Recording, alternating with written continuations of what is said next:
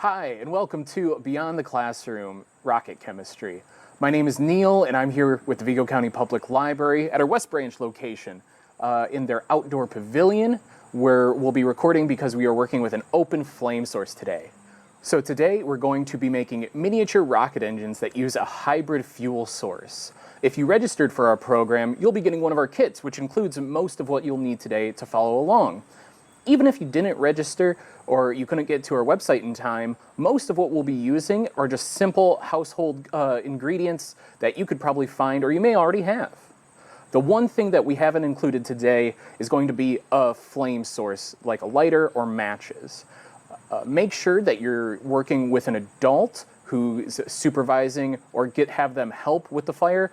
Also, it's a good idea to have some water or maybe a fire extinguisher nearby and make sure you're in a well-ventilated area.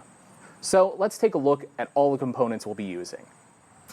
All right, so it's very easy to put and quick to put together our rocket engine. So let's make sure we have everything. First, of course, safety. We have our goggles that come in our kit. Next, we have our glass mason jar. Now, you'll notice that we have a top with a hole in it, and we don't have the securing screw ring lid, which is very important, and I'll get to it a little bit later. Next, we have our hydrogen peroxide.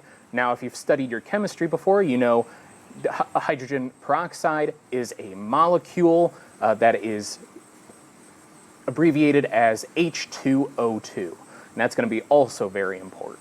Next, we have our yeast, which is a microscopic fungus, which is really important in a lot of food production, like baking or carbonating beverages like root beer or ginger ale.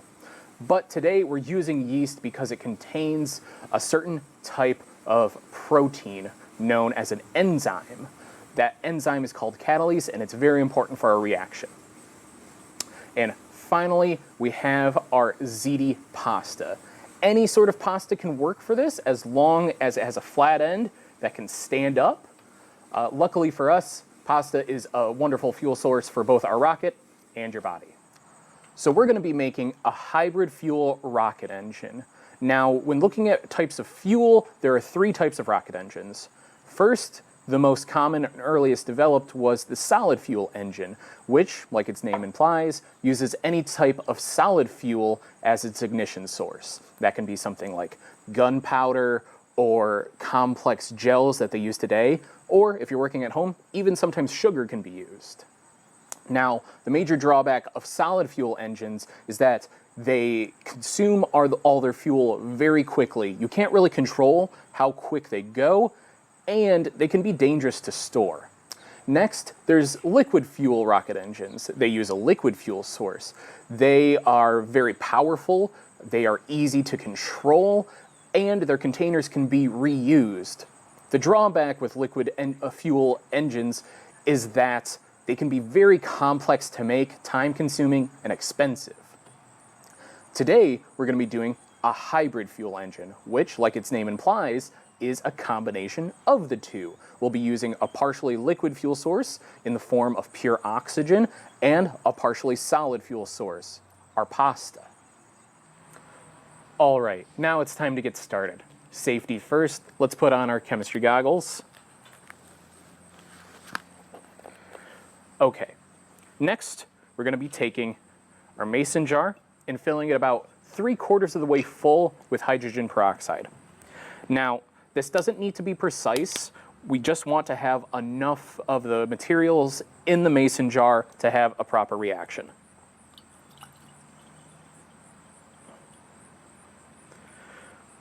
All right.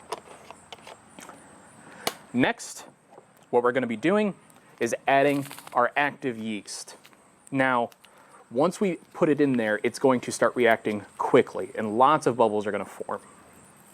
So make sure you are prepared. We're going to put in about 1/4 of a teaspoon. It's not a whole lot, and again, you don't have to be very precise. I'm just using a popsicle stick here to put in some of this, and then stir it in.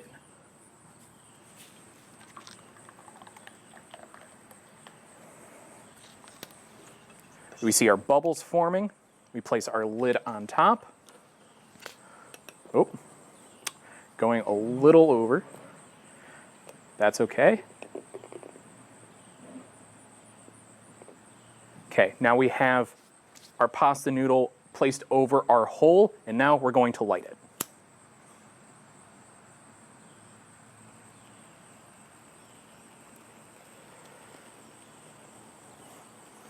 And there you go. You have made your very own rocket engine. All right, so our first noodle actually got consumed by fire very quickly, so we're going to do it again, and you'll have enough components in your kit actually to do this experiment probably several times. So I'm going to just place a new noodle right on top here. Now, sometimes these aren't perfectly flat, so you might want to test it out with a few different noodles, or you might have to sand the edges on some sort of rough surface. All right, so what's happening here? What's happening is the catalase from our yeast is reacting with our hydrogen peroxide and breaking down the molecule by removing one of our oxygen atoms. So what happens is that oxygen becomes concentrated, goes up through the hole we've created in the lid, and acts as an additional liquid fuel source for our solid fuel, the pasta noodle. So what does this reaction look like? That would be something like H2O2 reacts and becomes H2O and O. H2O, again, if you've studied your chemistry, is nothing but the chemical formula for water. That's right. What happens in this, once our reaction is entirely completed, is that you're going to be left with plain water. Now, I wouldn't drink it. It is there might still be some hydrogen peroxide in there, and that's dangerous to drink. Also, there's going to be some leftover yeast, and you don't want to drink yeasty water. But what you may not know is that in chemical reactions, oxygen actually is never an atom by itself. Oxygen operates under special rules, making it a diatomic molecule, which means in normal everyday conditions, when there isn't another reaction and nothing else weird is happening, oxygen will bond with its own atoms, creating O2, which means our reaction is going to look like H2O2 becomes H2O plus O2. Now, we're almost there. Oh, and our reaction is still going. What we need to make sure is that our equation is balanced, because when we're making a chemical reaction, atoms are always conserved. Energy is always conserved and matter is always conserved. That means we have to have equal amounts of atoms on both sides of the equation. We can't destroy any atoms in our little mason jar here today. So we need to add coefficients or numbers in front of our chemical equations so that it balances out on both sides, which leaves us with 2H2O2 becomes 2H2O plus O2. So what's happening inside here are two molecules of hydrogen peroxide are broken apart by the yeast catalyzer, the catalase, and becomes two molecules of plain old water plus one diatomic molecule of oxygen.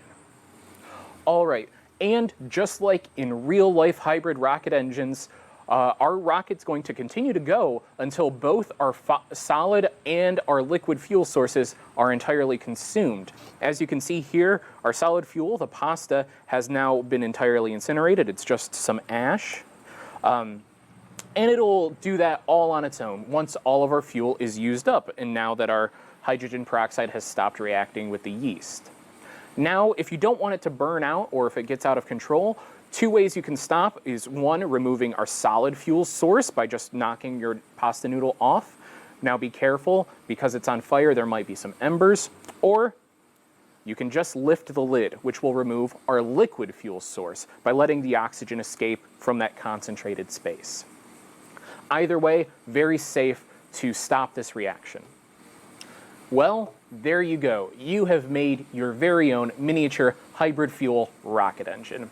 Now, we've included enough supplies in the kits for you to try this a few times in case it doesn't work, or you're just really excited about the project. So you can also visit the library if you want to learn more about rockets, the history of rockets, how other kinds of rockets are made in youth services with our book, Rocketry. investigate the science and technology of rockets and ballistics. Downstairs in youth services at our main branch. Or if you're more interested in the chemistry aspect of this Beyond the Classroom, you can go to our teen space and check out High School Chemistry Unlocked to ace your next chemistry test. Until next time, I'm Neil Steichen with the Vigo County Public Library, and this has been Beyond the Classroom Rocket Chemistry. We'll see you next time.